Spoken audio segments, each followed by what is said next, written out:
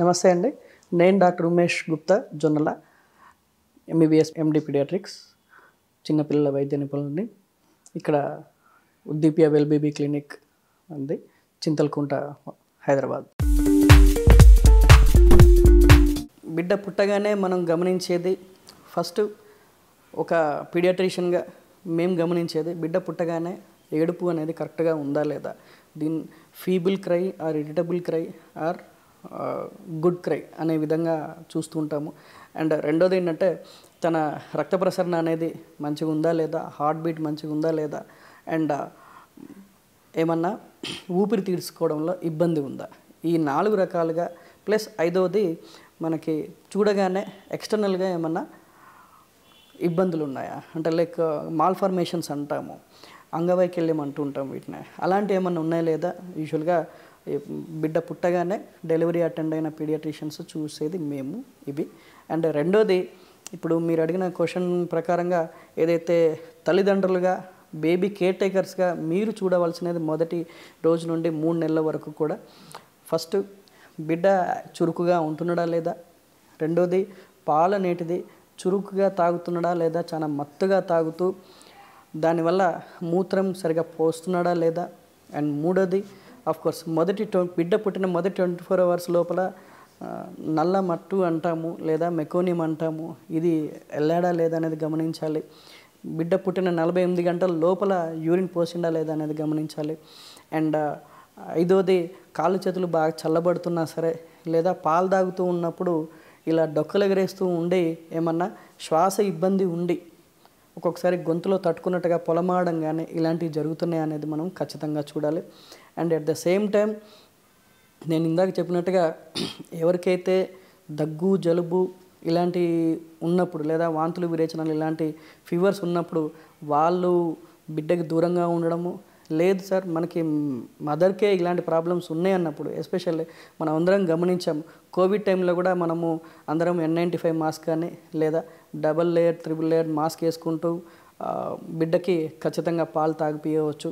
And దీంట్లో నేను గట్టిగా చెప్పదలుచుకున్నది పేరెంట్స్కి కానీ బేబీ యొక్క కేర్ టేకర్స్కి కానీ, తల్లి పాల ద్వారా బిడ్డకి ఎటువంటి జబ్బులు కానీ రోగాలు కానీ రావు.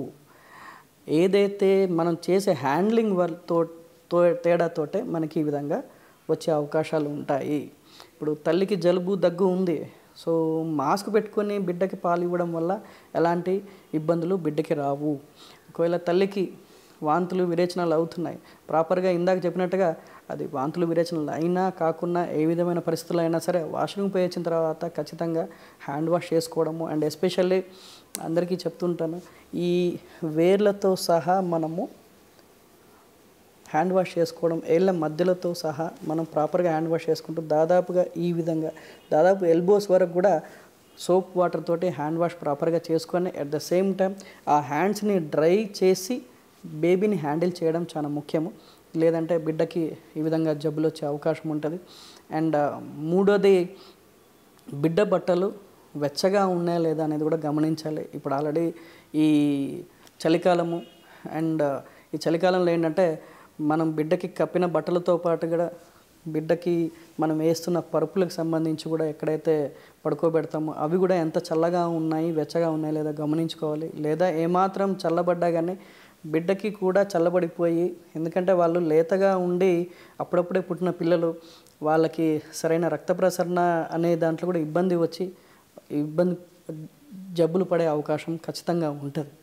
అండ్ మూడోది ఏంటంటే, బిడ్డ కరెక్ట్గా పాలు తాగుతున్నాడా లేదా అనేది గమనించాలి. ఎస్పెషల్లీ వీళ్ళు తల్లిపాలు తాగించేటప్పుడు కడుపు నిండా పాలు తాగుతున్నారా లేదా అనేది ఖచ్చితంగా గమనించాలి.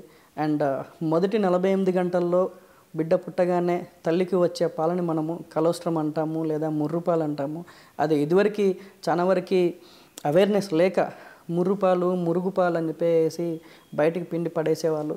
అది అలా చేయకూడదు. ఆ ముర్రుపాలు లేదా కలోస్ట్రంలోనే చాలా యాంటీబాడీస్, బిడ్డకి రోగనిరోధక శక్తిని పెంచే యాంటీబాడీస్ కానీ, లాక్టోఫెరిన్ కానీ ఇలాంటి రకరకాల ఔషధ గుణాలున్న పాలు అవి. సో వాటిని ఖచ్చితంగా తల్లి నుండి బిడ్డకి ఇవ్వాల్సిన బాధ్యత తల్లిది, ప్లస్ తల్లితో పాటు ఉన్న గ్రాండ్ పేరెంట్స్ది కూడా సపోర్ట్, తల్లికి సపోర్ట్ చేస్తున్న ఈవెన్ హస్బెండ్తో సహా వాళ్ళు ఇన్సిస్ట్ చేసి మరి ఆ కొలెస్ట్రామ్ని ఇవ్వాలి.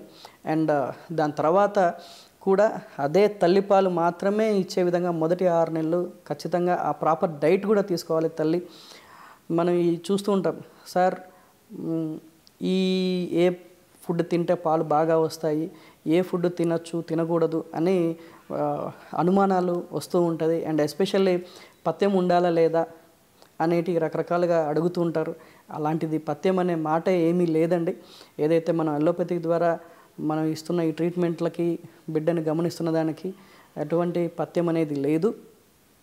అన్ని రకాల ఫ్రూట్స్ తినొచ్చు అండ్ అన్ని రకాల వెజిటబుల్స్, గ్రీన్ లీఫీ వెజిటబుల్స్ అనేటి అన్ని రకాలుగా తింటే, ఈవెన్ డ్రై ఫ్రూట్స్తో సహా తింటే అప్పుడు తల్లికి పాలు సమృద్ధిగా ఉంటూ బలమైన పాలు వస్తాయి. అండ్ ఈవెన్ నాన్ వెజ్ తినేవాళ్ళు ప్రతిరోజు ఎగ్ పొద్దున సాయంత్రం తినడము, రాగి జావ తాగడం, కానీ మటన్, ఫిష్, ఎస్పెషల్లీ ఫిష్ తింటే తల్లికి పాల క్వాంటిటీ అండ్ క్వాలిటీ అంటాము, ఈ 2 రకాలుగా మంచిగా వస్తాయి. అండ్ రెండోది బిడ్డకు కూడా ఆ పాల ద్వారా బిడ్డ యొక్క కళ్ళు, మెదడు కూడా చురుగ్గా ఉండే అవకాశం ఉంటుంది. ఎందుకంటే ఫిష్లో మనం డిహెచ్ఏ అంటాము, దీన్నే మనం బ్రెయిన్ టానిక్ అని, బ్రెయిన్ స్టిమ్యులేట్ చేసే పదార్థం అని చెప్పేసి చెప్తూ ఉంటాం. సో ఇవి ఫిష్ అనేది కూడా చాలా ఖచ్చితంగా తినవచ్చు. అండ్ ఈ మటన్ కానీ ఈ పల్సెస్, ఎవరైతే వెజిటేరియన్స్ ఉంటారో వాళ్ళు పల్సెస్ బాగా తినాలి.